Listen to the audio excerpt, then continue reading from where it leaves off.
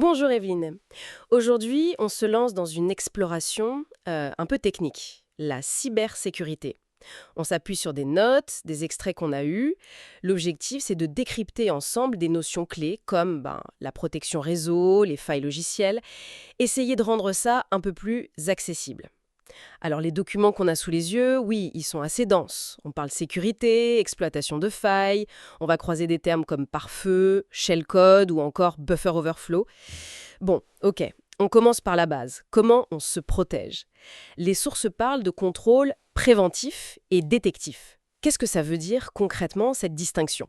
C'est assez fondamental dans la stratégie de défense, en fait. Les contrôles préventifs, c'est un peu les gardes du corps. Leur but, c'est d'essayer d'empêcher l'incident avant qu'il arrive. Pense par exemple aux pare-feux qui filtrent le trafic, ou les antivirus qui vont bloquer un malware connu, ou même les listes de contrôle d'accès, les ACL, qui définissent qui a le droit d'aller où. C'est la première barrière, quoi. D'accord, donc si le préventif c'est le mur d'enceinte, le détectif ce serait l'alarme qui sonne si quelqu'un essaie de grimper. C'est exactement ça. Les contrôles détectifs, comme les IDS, les systèmes de détection d'intrusion, ou les plateformes SIEM, eux, ils interviennent après une tentative ou une action suspecte. Ils n'empêchent pas directement, mais ils alertent. Et ça permet de réagir. Pour organiser tout ça, d'ailleurs, les entreprises utilisent souvent des guides.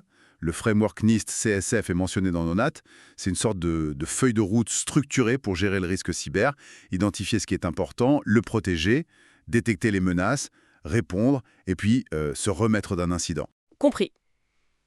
Une structure pour pas avancer à l'aveugle. Mais bon, évidemment, les attaquants, eux, cherchent à passer outre. Les notes parlent des APT, ces attaques persistantes avancées, et insistent sur la notion de persistance. Ça a l'air assez tenace. C'est quoi exactement? La persistance, oui. C'est c'est vraiment l'art pour l'attaquant de s'assurer qu'une fois qu'il est rentré, il peut rester et revenir quand il veut, même si la machine redémarre ou si la faille initiale est bouchée. Le plus souvent, ça implique d'installer discrètement des portes dérobées, des backdoors comme on dit. C'est un peu comme cacher une clé sous le paillasson pour pouvoir revenir plus tard sans avoir à forcer la porte à nouveau. C'est ça qui rend les APT si difficiles à éradiquer complètement. D'accord. Et pour entrer la première fois, ou justement pour installer ces backdoors, il y a une technique qui revient souvent dans les docs, surtout avec le langage C, Mhm. le buffer overflow, le dépassement de tampon. Ça ressemble juste à une erreur de programmation, non? Comment ça peut devenir une arme? Ah, mais c'est tout le danger, hein. Un buffer overflow, effectivement, à la base, c'est quand un programme écrit plus de données dans une zone mémoire, le tampon, que ce qu'elle peut contenir. Du coup, ces données en trop, elles débordent et elles vont écraser ce qui se trouve juste à côté en mémoire. Et si l'attaquant contrôle quelles données débordent et où elles écrasent, là, il peut modifier des informations critiques. La cible classique, c'est l'adresse de retour d'une fonction sur la pile. En la changeant, l'attaquant détourne l'exécution du programme pour lui faire exécuter son propre code. C'est une vieille faille, mais toujours d'actualité malheureusement. Et ce code que l'attaquant veut faire exécuter, c'est ça, le fameux shellcode? Comment il s'assure qu'il fonctionne peu importe où il atterrit en mémoire après l'overflow? Ça doit pas être simple. Précisément, c'est ça le shellcode. Cette petite charge utile malveillante. Pour qu'il marche bien après avoir été injecté, souvent via un buffer overflow, il faut qu'il soit position independent, indépendant de sa position. C'est-à-dire qu'il ne doit pas compter sur des adresses mémoire fixes parce que l'attaquant, il ne sait pas toujours exactement où son code va se retrouver. Donc il utilise des techniques d'adressage relatif en se repérant par rapport à lui-même, quoi. Il faut aussi qu'il évite certains caractères comme l'octet nul, le 0, parce que ça pourrait être interprété comme une fin de chaîne et couper le code en plein milieu. C'est assez technique. Oui, ça l'est. Pour bien visualiser, peut-être rappeler rapidement comment la mémoire fonctionne dans un programme.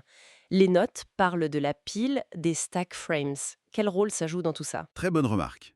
Alors, quand un programme appelle une fonction, il réserve un espace de travail temporaire sur une zone mémoire spécifique, la pile ou stack en anglais. Cet espace, c'est le stack frame. Il contient quoi? Les variables locales de la fonction, les paramètres qu'elle a reçus, et surtout l'adresse où le programme doit revenir une fois la fonction terminée. Et c'est cette adresse de retour, stockée sur la pile, qui est la cible préférée dans un buffer overflow. Les registres de segments qui sont aussi cités, c'est un peu plus bas niveau. Ce sont des pointeurs dans le processeur qui aident à organiser la mémoire et surtout à gérer les permissions, qui a le droit de lire, d'écrire, d'exécuter quoi et où. Ça ajoute une couche de contrôle. D'accord, ok. Donc, si on essaye de résumer tout ça, on a des défenses pour bloquer, préventif, et pour alerter, détectif. On peut les organiser avec des cadres comme le NIST, mais des erreurs de programmation comme les buffer overflows, ça peut permettre aux attaquants de détourner un programme pour lancer leur propre code, le shellcode. Et ça exploite la façon dont la mémoire est gérée, notamment la pile et les stack frames. Comprendre ces mécanismes, ça semble vraiment fondamental. Absolument, c'est la base. Et ça nous amène à une dernière réflexion peut-être. Tous ces concepts, ces vulnérabilités, c'est pas juste de la théorie pour spécialistes, hein. Une simple erreur d'inattention dans le code, un contrôle qui manque sur la taille des données qu'on copie, et hop, on peut ouvrir une porte énorme.